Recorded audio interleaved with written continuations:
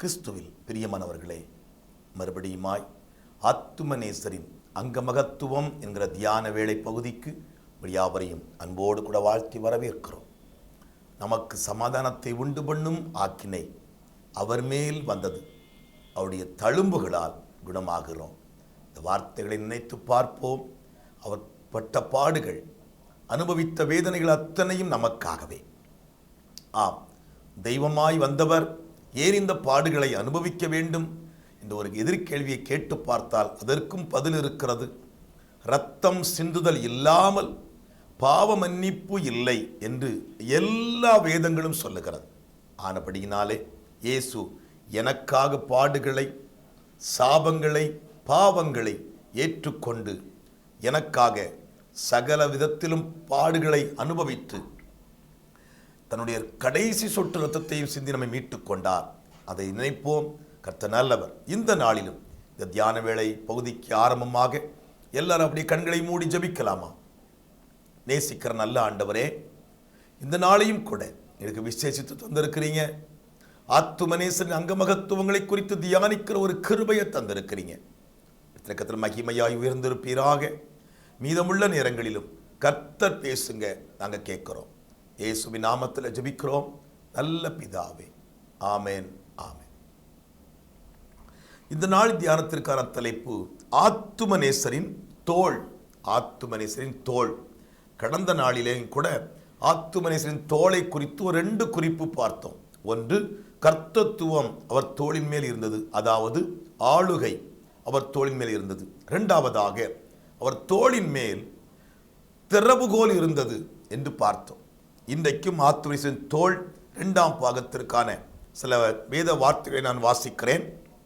ஏசாயா 53ஆம் அதிகாரம் 4ஆம் வசனத்தில் வாசித்து பார்த்தால், மெய்யாகவே அவர் நம்முடைய பாடுகளை ஏற்றுக்கொண்டு நம்முடைய துக்கங்களை சுமந்தார். ஏசாயா 53:6 பார்த்த, நாம் எல்லோரும் ஆடுகளைப் போல வழிதப்பி திரிந்து அவனவன் தன் தன் வழியிலே போனோம், கர்த்தரோ நம் எல்லோருடைய அக்கிரமத்தையும் அவர் மேல் விழப்பண்ணினார். லூக்கா 15ஆம் அதிகாரம் 5-6 வசனங்களின் சுருக்கம். காணாமல் போன தன் ஆட்டை கண்டுபிடித்த பின்பு அதை தன் தோள்களின் மேல் போட்டுக்கொண்டு, காணாமல் போன ஆட்டை கண்டுபிடித்தேன், என்னோடு கூட சந்தோஷப்படுங்கள் என்பான் அல்லவா? லூக்கா 19:10. இழந்து போனதை தேடவும் ரட்சிக்கவுமே மனுஷகுமாரன் வந்திருக்கிறார். யோவான் 1:29. இதோ உலகத்தின் பாவத்தை சுமந்து தீர்க்கிற தேவ ஆட்டுக்குட்டி. 1 யோவான் 3ஆம் அதிகாரம் 5ஆம் வசனம்.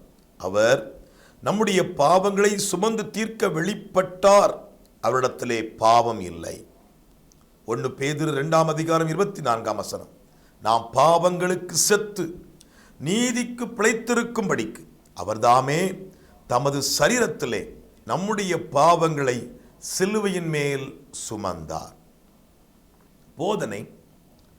பிரியமானவர்களே, கடந்த நாளில் தியானித்தது போல இன்றைக்கும் அநேக காரியங்களை குறித்து தியானிக்கப் போகிறோம். ஆத்துமநேசருடைய தோளை குறித்து முதலாவதாக, மனம் திரும்பும் எல்லா பாவிகளும் அவர் தோளின் மேல் இருக்கிறார்கள். அப்படியானால் மனம் திரும்பக்கூடிய எல்லா பாவிகளும் அவருடைய தோளின் மேல் இருக்கிறார்கள். இரண்டாவதாக, சர்வலோகத்தின் பாவங்களும் அவர் தோளின் மேல் இருக்கிறது.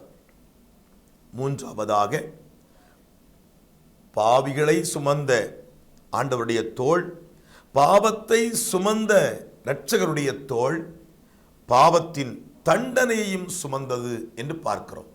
எப்படி என்றால், முதலாவதாக, மனம் திரும்பும் எல்லா பாவிகளும் அவர் தோளின் மேல் இருக்கிறார்கள். லூக்கா 15ஆம் அதிகாரத்தின் துவக்கத்தில் எழுதப்பட்டிருக்கிற காணாமல் போன ஆட்டின் ஓமையை இரட்சகர் பேசினது எதற்காக தெரியுமா? மனம் திரும்பும் எல்லா பாவிகளையும் நான் என் தோளின் மேல் சுமக்கிறேன் என்ற உண்மையை விளக்கத்தான் என்பதை நாம் அறிந்து கொள்ள வேண்டும். இரட்சகர் எப்போதும் பாவிகளை தமது தோளின் மேல் சுமந்து வந்தார்.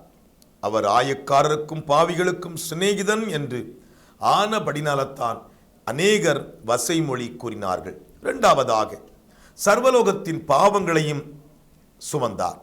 இந்த பாவ மூட்டையை பரிசுத்த ஆவியினாலே கண்ட யோவான் ஸ்நானன் தன் காலத்தில் இருந்த எல்லோரும் தங்கள் பாவங்களை கொண்டு போய் அவர் தோளின் மேல் ஏற்றிவிட்டு இளைப்பாரும்படி இயேசுவை கண்டவுடனே சத்தமிட்டு சொல்லுகிறார், இதோ உலகத்தின் பாவங்களை சுமந்து தீர்க்கும் தேவ ஆட்டுக்குட்டி என்று விளம்பரம் அடித்தார்.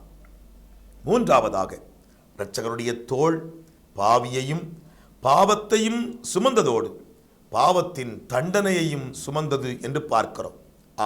ஏசாயா தீர்க்கன் எழுதி வைத்திருக்கிறபடி நமக்கு சமாதானத்தை உண்டு பண்ணும் ஆக்கினை அவர் மேல் வந்தது என்று எழுதி வைத்திருக்கிறார். நமது பாவத்தின் நிமித்தம் வரவேண்டிய தேவ தண்டனைகள் அனைத்தையும் அவர் தோள் தாங்கிக் கொண்டது. நம்முடைய பாவத்தின் தண்டனை அனைத்தையும் அவர் தோளின் மேல் ஏற்று அவரதை சகித்தார் என்பதற்கு சிலுவைதான் சாட்சி. தியானம். ஆத்துமாவே, கர்த்தத்துவ மகத்துவத்தாலும் பாவ மன்னிப்பின் திறவுகளாலும் அலங்கரிக்கப்பட்ட இரட்சகரின் தோள் அதனோடு கூட பாவிகளாலும் பாவங்களாலும் பாவத்தின் தண்டனைகளாலும் நிறைந்திருக்கிறது. இவை மூன்றும் ஒன்றின் மேல் ஒன்றாய் ஆத்துமநேசரின் தோளில் இருக்கும் மகத்துவங்கள் மேல் இருப்பதால் அவருடைய கர்த்தத்துவத்தின் மாட்சிமை உலகத்தின் கண்ணுக்கு தெரியவில்லை. இந்த மூன்று கார்மேகங்களும் அவருடைய தெய்வீக கர்த்தத்துவத்தின் ஜோதியை மூடிக்கொண்டிருக்கின்றது. இரட்சகா, என்னதான் மூடினாலும் என்ன, நான் உமது கர்த்தத்துவத்தை காண்கிறேன் அப்பா. நீர்தான் என் ராஜா, நான் உமது குடியானவன். நீர் என் எஜமான், நான் உமது ஊழியன். நீர் என் மேய்ப்பன், நான் உமது மந்தையின் ஆடு. இப்படி என்னுடைய ஆத்துமா உணர்கிறது அப்பா. பாவியாகிய நானும் என் பாவங்களும் அதன் தண்டனைகளும் எல்லாம் இரட்சகரின் தோளின் மேல் இருப்பதால் நான் ஆக்கினைக்கு தப்பிவிட்டேன். நான் என் இரட்சகரின் தோளில் இராவிட்டால் என் தண்டனை என்னுடைய பாவத்தின் மேல் மோதும், பாவம் என் மேல் மோதும், நான் அழிந்து ஒன்றுமில்லாமல் போயிருப்பேன். என் பாவம் தன் அக்கறைகளை சுமத்தும்படி என்னை பின்தொடர்ந்து வந்தபொழுது நான் பயந்து அந்த ஆக்கினைக்கு தப்பும்படி என் இரட்சகரண்டை ஓடி வந்தேன். ஓடி வந்த என்னோடு என் பாவமும் தண்டனைகளும் ஓடி வந்தன. நான் விரைவாய் ஓடி அவர் தோளின் மேல் அடைக்கலம் புகுந்தேன். என்னோடு என் பாவமும் தண்டனையும் ஏறிக்கொண்டது. அவர் என்னையும் சுமந்தார், என் பாவத்தையும் சுமந்தார், என் தண்டனைகளையும் சுமந்து சகித்தார். நானோ பிழைத்து கொண்டேன். என் பாவம் எவ்வளவு மகா பழு உள்ளது! அது 3 எழுத்துக்களைத்தான் உடையது. பழுவிலோ கனத்தது. பொருளாசைக்காரன் விரும்பும் எல்லா பணத்தையும், மதுபானக்காரன் விரும்பும் சாராய பீப்பாய்களையும், கொலைக்காரன் விரும்பும் பிணங்களையும், விக்கிரக ஆராதனைக்காரன் விரும்பும் எல்லா விக்கிரகங்களையும், விபச்சாரக்காரன் விரும்பும் வேசிகளையும், காணி பூமியை விரும்புகிறவனுக்கு அவ்வளவு பூமியிலுள்ள மண்ணையும் கல்லையும் தோள் மேல் ஏற்றி பார்ப்போம். அவை எவ்வளவு பாரமோ அந்தந்த பாவங்களின் சரியான பாரம் என்று சொல்ல வேண்டும். இவ்விதமாக பாவத்தை நிறை போட்டால் நாம் மனதினாலும் வார்த்தையினாலும் செய்கையினாலும் செய்த பாவங்கள் எவ்வளவோ பழுவாகும். ஆத்துமநேசரின் தோள் சர்வலோகத்தின் பாவ பழுவையும் சுமந்ததே, சர்வலோகத்தின் பாவத்தின் பழுவையும் சுமந்ததே. இரட்சகர் தமது தோளின் மேல் ஏறும் பாவி, பாவம், தண்டனை என்னும் 3இல் ஒன்றை நேசித்து அணைக்கிறார், ஒன்றை பகைத்து எரிகிறார், ஒன்றை சகித்து முடிக்கிறார். பாவியாகிய என்னை, ஏன் நம்மை நேசித்து அணைக்கிறார். நம்முடைய பாவங்களை பகைத்து தமது முதுகுக்கு பின்னாலே எரிந்து போடுகிறார். நாம் சுமக்க வேண்டிய தண்டனைகளை அவர் சகித்து நிறைவேற்றுகிறார். ஆகையால் ஆத்துமாவே, இரட்சகருடைய தோளை விட்டுவிடாதே. அவர் உன்னை துரத்தவே மாட்டார். பிடித்த பிடியை விட்டு விட்டால் உனக்குத்தான் மோசம், உனது தப்பிதம்தான். ஆகவே விட்டு விடாதே. பரவசம். இதோ நான் என் ஆத்துமநேசரின் தோளில் தொங்கிக் கொண்டிருக்கிறேன். இயேசுவின் தோளின் பக்கத்தில் ஒரு சிங்கம் உட்கார்ந்திருக்கிறதே, அது ஏன்? உத்தரவு. அவன்தான் கர்ச்சிக்கிற சிங்கமாகிய பிசாசு. உன் கை எப்பொழுது என் ஆத்துமநேசரை விட்டு வழுவும்? நீ யூத கோத்திர சிங்கத்தின் தோளிலிருந்து எப்போது விலகுவாய்? விழுங்கலாம் என்று இருக்கிறான். ஆத்துமாவே, உன் ஆத்துமநேசரை பிடித்த பிடியை விட்டு விடாதே, நீ விட்டுவிட்டால் தொலைந்தாய் என்று ஒரு தேவதூதன் நம்மை எச்சரிக்கும் சத்தத்தை நம்முடைய ஆத்துமா கேட்கிறதல்லவா? அப்படியானால் ஆத்துமாவிலே பலவீனத்தோடு, பாவத்தோடு, சாபத்தோடு ஜீவகாலத்தை ஓட்டிக் கொண்டிருந்தான். இன்றைக்கு என் பாவத்திற்கான தண்டனையை சுமக்கும் தோளை கெட்டியாய் பிடித்துக் கொள்ளுவோம். பிடித்து கொண்டால் என் பாவத்திற்காக தண்டனையை நிறைவேற்றின அந்த தோள் என்னை முற்றிலுமாய் ஏற்றுக்கொள்ளும் மாத்திரமல்ல, எனக்கும் சகாயம் உண்டு. அந்த விசுவாசத்தோடு எல்லாரும் அப்படியே முழங்கால் படியிட்டு ஜெபிக்கலாமா? Thank you Lord. பாவிகளை சுமக்கும் அன்புள்ள இயேசு சுவாமி, அடியார்களாகிய எங்களையும் கண்ணோக்கி பார்த்தருளும். நாங்களும் பாவிகள், நீச துரோகிகள் அப்பா.